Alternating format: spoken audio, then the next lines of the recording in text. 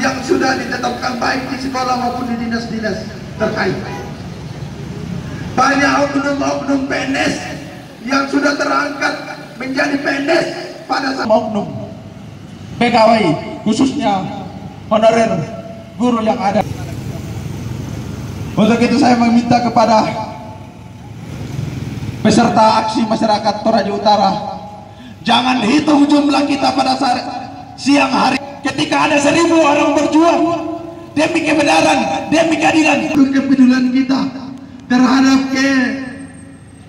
kesenjangan ketidakadilan yang dirasakan oleh seluruh masyarakat untuk bekerja sama mengusut tuntas adanya permasalahan yang dialami pada hari ini, yang tidak hingga inisiatif kami menyuarakan di tengah-tengah masyarakat, disaksikan oleh leluhur kita, disaksikan pejuang, tetapi keyakinan kepada generasinya sekarang hingga saat ini tidak dimiliki.